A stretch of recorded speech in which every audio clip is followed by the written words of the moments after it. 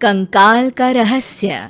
चौरा गांव के खेतों में इन दिनों खुदाई का काम चल रहा था। असल में इसी गांव से होकर एक अच्छी सड़क गुजरनी थी, इसलिए यहाँ खुदाई शुरू की गई थी। अचानक एक दिन खुदाई करने वाली मशीन से कुछ टकराता है। बाद में जब खोजबीन की जाती है तो वहां से 2 कंकाल मिलते हैं। पुलिस गांव के लोगों से पूछताछ शुरू करती है। आप लोगों को क्या लगता है ये किसके कंकाल हो सकते हैं? अरे साहब, हमें क्या पता ये किसके कंकाल है, आप ही लोग पता लगाइए। हम लोग तो बहुत ज़्यादा डरे हुए हैं। हाँ, हमारी फॉरेंसिक टीम अभी आ रही है। ये बताओ कि इस गांव के रहने वाला कोई जोड़ा गायब तो नहीं ना? क्योंकि शुरुआती जांच में तो ये बात सामने आ रही है कि एक कंकाल किसी पुरुष का है तो एक किसी महिला का। साहब, हमें तो बहुत डर लग रहा है। ऐसे कंकाल मिलने का मतलब गांव के आसपास ही किसी की हत्या हुई है या फिर किसी को जलाकर मार डाला गया है। हाँ साहब, हम अपने परिवार को लेकर बहुत ही ज्यादा परेशान हैं। देखिए, आप लोगों की परेशानी हम समझ सकते हैं, लेकिन आप लोगों को पुलिस का सहयोग करना होगा, क्योंकि आपके सहयोग के बगैर हम ये पता नहीं लगा सकते हैं कि आखिर ये किसके कंकाल है और इनकी हत्या किसने की। ठीक है साहब, गांव के लोग आपका पूरा सहयोग करेंगे। हाँ साहब, पूरा सहयोग करेंगे। तो फिर ठीक है, हम अपनी जांच शुरू कर देते हैं।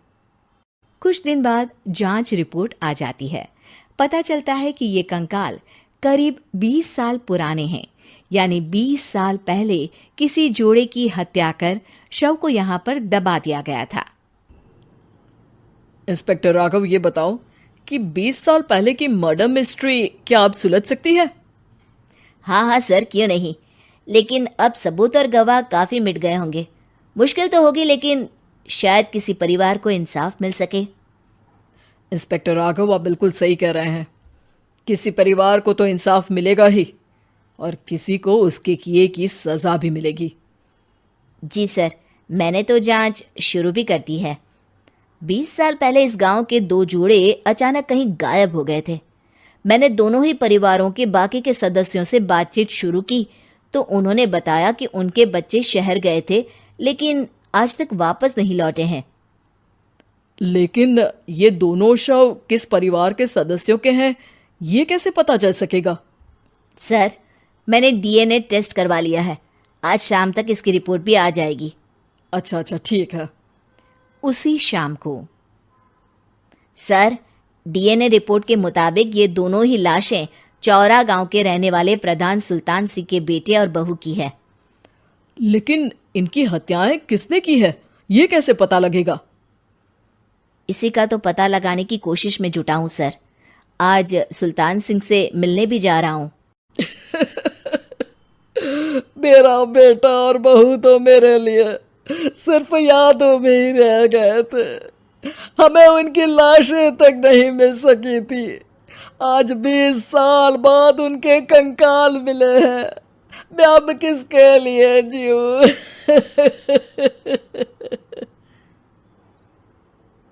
लेकिन सर, क्या आपकी किसी से कोई दुश्मनी थी? अपने बेटे बहू की हत्या के लिए आप किसे जिम्मेदार मान रहे हैं? अब मैं किसका नाम बोलूं? मेरी तो किसी से दुश्मनी नहीं थी, बस मेरे बेटे बहू को कोई वापस ला पाता।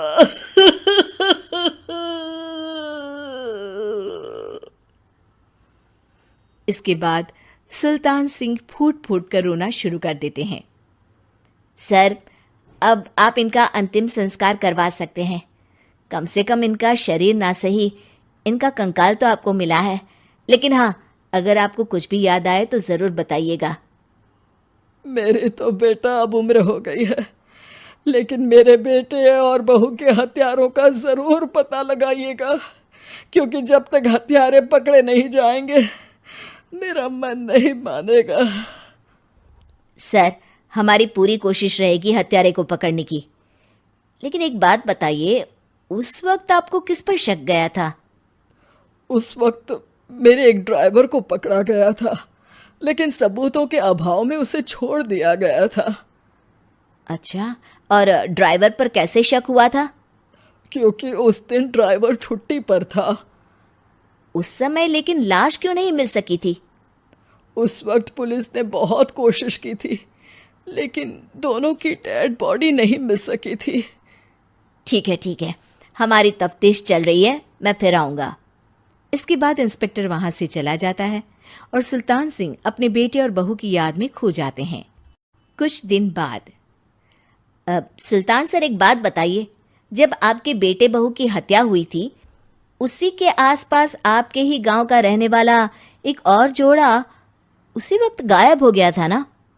हाँ सर, अलका और अभिषेक, वो भी मेरे बच्चों जैसे ही थे।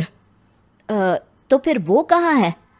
उनका भी आज तक पता नहीं चल सका, लेकिन बताते हैं कि कुछ साल पहले अभिषेक को गांव के ही किसी आदमी ने मुंबई में देखा था, लेकिन फिर वो गायब हो गया।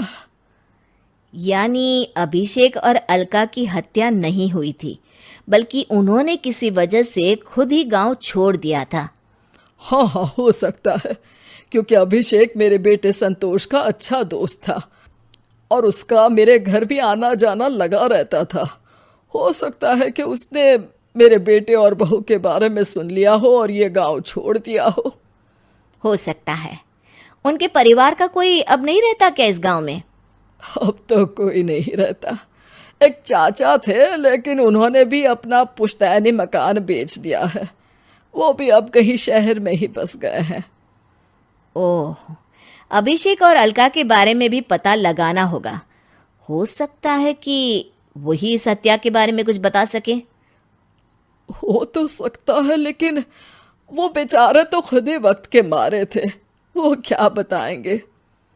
फिर भी सर, जब केस दोबारा खुला है तो जांच तो करनी ही पड़ेगी, और इस बार तो लाशें भी बरामद हुई है। कुछ दिन तक लगातार तफ्तीश चलती रही। एक दिन थाने से सुल्तान सिंह को फोन आता है। हाँ, कौन बोल रहा है?